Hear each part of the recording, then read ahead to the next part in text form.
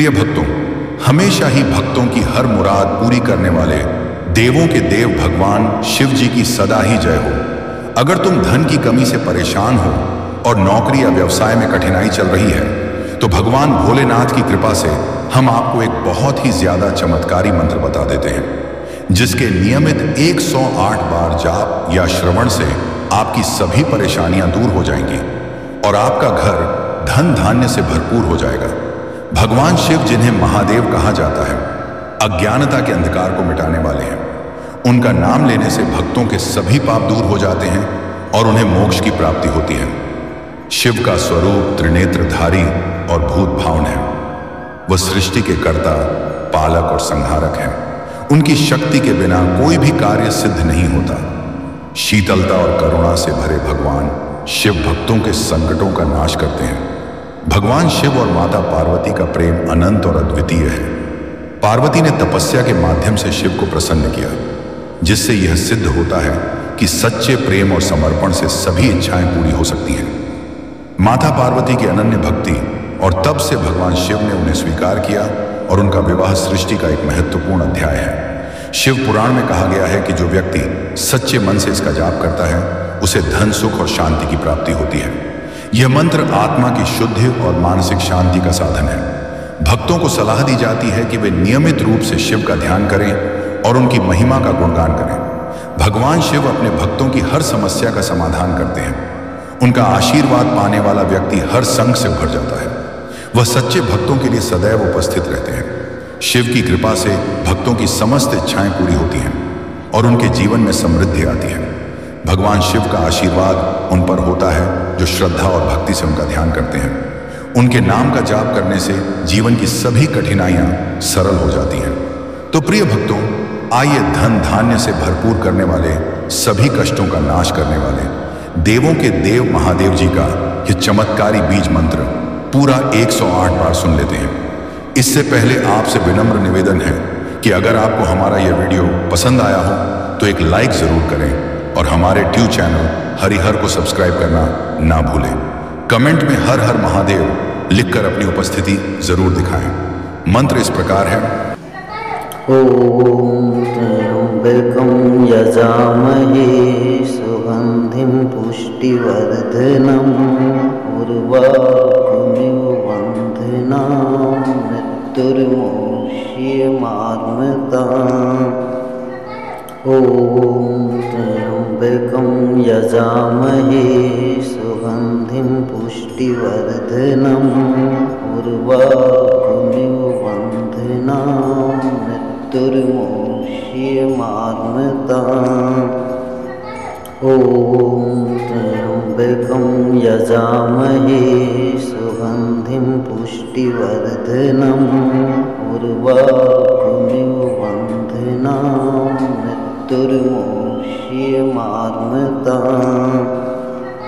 ओम त्र्यंबकं यजामहे सुगंधिं पुष्टिवर्धनम् उर्वारुकमिव बन्धनान् मृत्युर्मुक्षीयमामृताम्।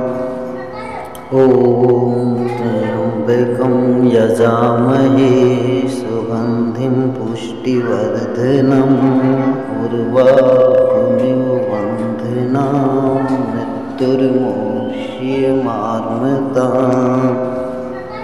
ओम त्र्यंबकं यजामहे सुगंधिं पुष्टिवर्धनम् उर्वारुकमिव बन्धनान् मृत्युर्मुक्षीयमामृताम्। ओम त्र्यंबकं यजामहे सुगंधिं पुष्टिवर्धनम् उर्वारुकमिव बन्धनान् मृत्युर्मुक्षीयमामृताम्। ओम त्र्यंबकं यजामहे सुगंधिं पुष्टिवर्धनम् उर्वारुकमिव बन्धनान् मृत्युर्मुक्षीयमामृताम्। ओम त्र्यंबकं यजामहे सुगन्धिं पुष्टिवर्धनम् उर्वारुकमिव बन्धनान् मृत्युर्मुक्ष्यमामृताम् ॐ त्र्यम्बकं यजामहे सुगन्धिं पुष्टिवर्धनम् उर्वारुकमिव बन्धनान् मृत्युर्मुक्ष्यमामृताम् ॐ त्र्यम्बकं यजामहे सुगन्धिं पुष्टिवर्धनम् उर्वारुकमिव बन्धनान् मृत्युर्मुक्ष्यमामृताम् ॐ त्र्यम्बकं यजामहे सुगन्धिं पुष्टिवर्धनम् उर्वारुकमिव बन्धनान् मृत्युर्मुक्ष्यमामृताम्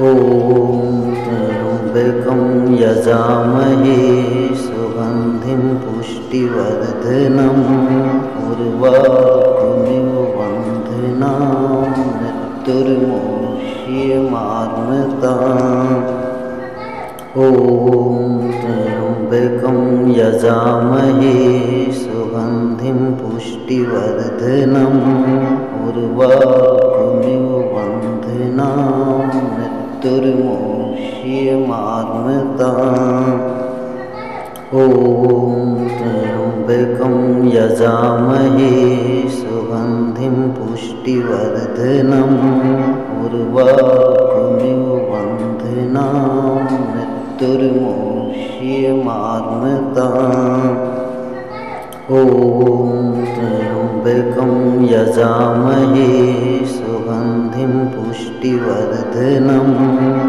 उर्वारुकमिव बन्धनान् मृत्युर्मुक्ष्यमामृताम् ॐ त्र्यम्बकं यजामहे सुगन्धिं पुष्टिवर्धनम् उर्वारुकमिव बन्धनान् मृत्युर्मुक्ष्यमामृताम् ॐ त्र्यम्बकं यजामहे सुगन्धिं पुष्टिवर्धनम् उर्वारुकमिव बन्धनान् मृत्युर्मुक्ष्यमामृताम् ॐ त्र्यम्बकं यजामहे सुगन्धिं पुष्टिवर्धनम् उर्वारुकमिव बन्धनान् मृत्युर्मुक्ष्यमामृताम् ॐ त्र्यम्बकं यजामहे सुगन्धिं पुष्टिवर्धनम् उर्वारुकमिव बन्धनान् मृत्युर्मुक्ष्यमामृताम् ॐ त्र्यम्बकं यजामहे सुगन्धिं पुष्टिवर्धनम् उर्वारुकमिव बन्धनान् मृत्युर्मुक्ष्यमामृताम् ॐ त्र्यम्बकं यजामहे सुगन्धिं पुष्टिवर्धनम् उर्वारुकमिव बन्धनान् मृत्युर्मुक्ष्यमामृताम् ॐ त्र्यम्बकं यजामहे सुगन्धिं पुष्टिवर्धनम् उर्वारुकमिव बन्धनान् मृत्युर्मुक्ष्यमामृताम् ॐ त्र्यम्बकं यजामहे सुगन्धिं पुष्टिवर्धनम् उर्वारुकमिव बन्धनान् मृत्युर्मुक्ष्यमामृताम् ॐ त्र्यम्बकं यजामहे सुगन्धिं पुष्टिवर्धनम् उर्वारुकमिव बन्धनान् मृत्युर्मुक्ष्यमामृताम् ॐ त्र्यम्बकं यजामहे सुगन्धिं पुष्टिवर्धनम् उर्वारुकमिव त्वमेव वन्दिनां मृत्युर्मुक्षीयमामृताम् ॐ त्र्यम्बकं यजामहे सुगन्धिं पुष्टिवर्धनम् उर्वारुकमिव वन्दिनां मृत्युर्मुक्षीयमामृताम् ॐ त्र्यम्बकं यजामहे सुगन्धिं पुष्टिवर्धनम् उर्वारुकमिव वन्दिनां मृत्युर्मुक्षीयमामृताम् ॐ त्र्यम्बकं यजामहे सुगन्धिं पुष्टिवर्धनम् उर्वारुकमिव वन्दिनां मृत्युर्मुक्षीयमामृताम् ॐ त्र्यम्बकं यजामहे सुगन्धिं पुष्टिवर्धनम् उर्वारुकमिव वन्दिनां मृत्युर्मुक्षीयमामृताम् ॐ त्र्यम्बकं यजामहे सुगन्धिं पुष्टिवर्धनम् उर्वारुकमिव वन्दिनां मृत्युर्मुक्षीयमामृताम् ॐ त्र्यम्बकं यजामहे सुगन्धिं पुष्टिवर्धनम् उर्वारुकमिव वन्दिनां मृत्युर्मुक्षीयमामृताम् ॐ त्र्यम्बकं यजामहे सुगन्धिं पुष्टिवर्धनम् उर्वारुकमिव वन्दिनां मृत्युर्मुक्षीयमामृताम् ॐ त्र्यम्बकं यजामहे सुगन्धिं पुष्टिवर्धनम् उर्वारुकमिव वन्दिनां मृत्युर्मुक्षीयमामृताम् ॐ त्र्यम्बकं यजामहे सुगन्धिं पुष्टिवर्धनम् उर्वारुकमिव वन्दिनां मृत्युर्मुक्षीयमामृताम् ॐ त्र्यम्बकं यजामहे सुगन्धिं पुष्टिवर्धनम् उर्वारुकमिव वन्दिनां मृत्युर्मुक्षीयमामृताम् ॐ त्र्यम्बकं यजामहे सुगन्धिं पुष्टिवर्धनम् उर्वारुकमिव वन्दिनां मृत्युर्मुक्षीयमामृताम् ॐ त्र्यम्बकं यजामहे सुगन्धिं पुष्टिवर्धनम् उर्वारुकमिव वन्दिनां मृत्युर्मुक्षीयमामृताम् ॐ त्र्यम्बकं यजामहे सुगन्धिं पुष्टिवर्धनम्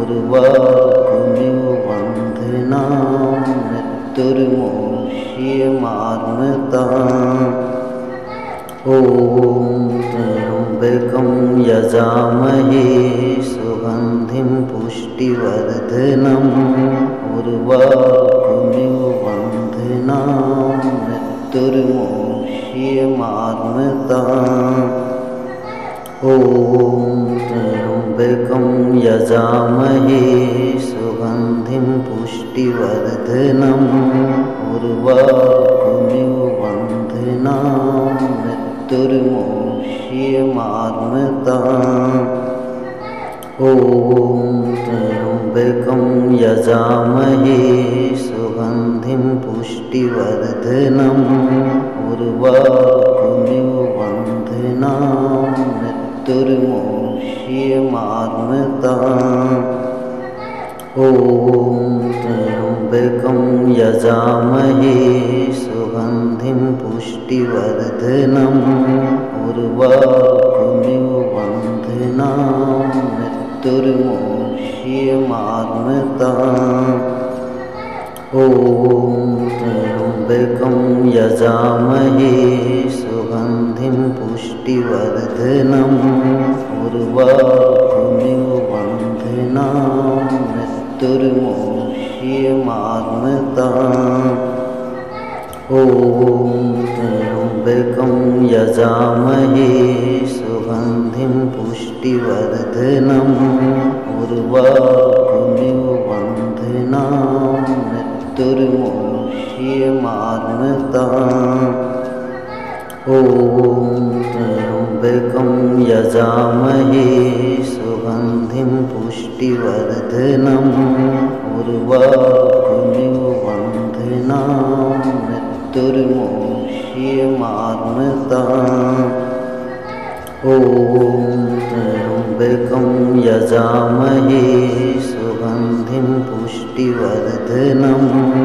उर्वारुकमिव बन्धनान् मृत्युर्मुक्षीयमात्मताम् ॐ त्र्यम्बकं यजामहे सुगन्धिं पुष्टिवर्धनम् उर्वारुकमिव बन्धनान् मृत्युर्मुक्षीयमात्मताम् ॐ त्र्यम्बकं यजामहे सुगन्धिं पुष्टिवर्धनम् उर्वारुकमिव बन्धनान् मृत्युर्मुक्षीयमात्मताम् ॐ त्र्यम्बकं यजामहे सुगन्धिं पुष्टिवर्धनम् उर्वारुकमिव बन्धनान् मृत्युर्मुक्षीयमात्मताम्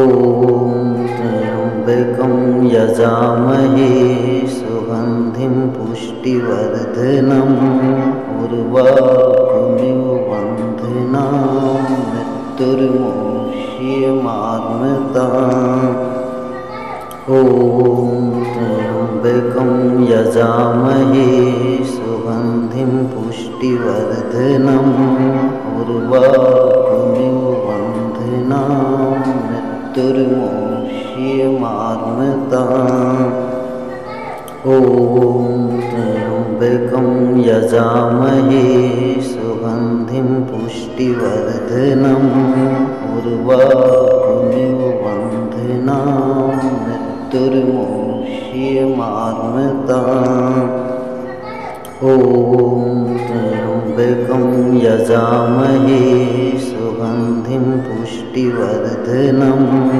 उर्वारुकमिव बन्धनान् मृत्युर्मुक्षीयमात्मताम् ॐ